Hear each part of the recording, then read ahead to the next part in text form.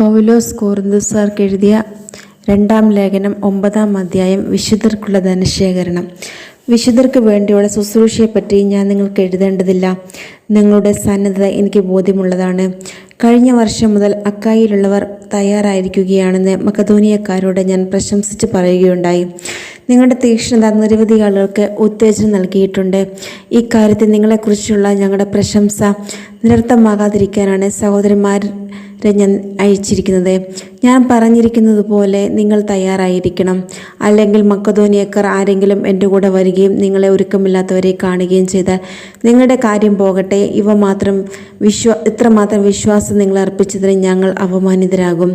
അതിനാൽ എനിക്ക് മുമ്പേ നിങ്ങളുടെ അടുത്ത് വന്ന് നിങ്ങൾ വാഗ്ദാനം ചെയ്ത ഉദാരമായ സംഭാവന മുൻകൂട്ടി സജ്ജമാക്കാൻ സഹോദരന്മാരെ പ്രേരിപ്പിക്കുക ആവശ്യമാണെന്ന് ഞാൻ കരുതി.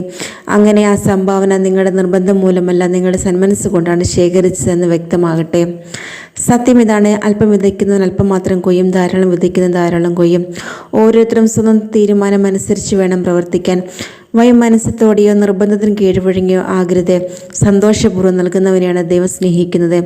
നിങ്ങൾക്ക് ആവശ്യമുള്ളതെല്ലാം സദാ സമൃദ്ധമായി ഉണ്ടാകാനും സൽകൃത്യങ്ങൾ ധാരാളമായി ചെയ്യാനും വേണ്ട എല്ലാ അനുഗ്രഹങ്ങളും സമൃദ്ധമായി നൽകാൻ കഴിവുറ്റവനാണ് ദൈവം. എഴുതപ്പെട്ടിരിക്കുന്നത് പോലെ അവൻ വാരി വിതറി, അവൻ ദരിദ്രർക്ക് ദാനം ചെയ്തു, അവൻ്റെ നീതി എന്നേക്ക് നിലനിൽക്കുന്നു. വിതക്കാരന് വിത്തും ഭക്ഷിക്കാൻ അപ്പവും കൊടുക്കുന്നവൻ നിങ്ങൾക്ക് വിതയ്ക്കാനുള്ള വിത്ത് തരികയും അതിനെ വർദ്ധിപ്പിക്കുകയും നിങ്ങളുടെ നീതിയുടെ വിളവ് സമൃദ്ധമാവുകയും ചെയ്തു. നിങ്ങൾ ഉദാരശീലരാകേണ്ടതിന് ദൈവം നിങ്ങളെ എല്ലാ വിധത്തിലും സമ്പന്നരാക്കുകയും അത് ഞങ്ങളുടെ ദൈവത്തിന് കൃതജ്ഞതാ സ്തോത്രമായി പരിണമിക്കുകയും ചെയ്തു.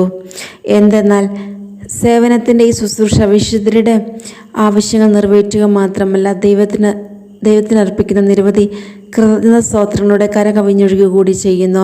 ക്രിസ്തുവിൻ്റെ സുവിശേഷം ശിരസ വഹിക്കുന്നതിനുള്ള നിങ്ങളുടെ വിധേയത്വം വഴിയും അവരോടും മറ്റെല്ലാവരോടും നിങ്ങൾക്കുള്ള കൂട്ടായ്മയുടെ ഔദാര്യം വഴിയും നിങ്ങളുടെ ശുശ്രൂഷയെപ്പറ്റി ബോധ്യപ്പെട്ട് അവർ ദൈവത്തെ സ്തുതിക്കും. മാത്രമല്ല, നിങ്ങളിൽ മികച്ചു നിൽക്കുന്ന ദൈവകൃപ നിമിത്തം അവർ നിങ്ങളെ കാണാൻ ആഗ്രഹിക്കുകയും നിങ്ങൾക്ക് വേണ്ടി പ്രാർത്ഥിക്കുകയും ചെയ്യും. അവർണ്ണീയമായ ദാനത്തെ ദൈവത്തിന് സ്തുതി.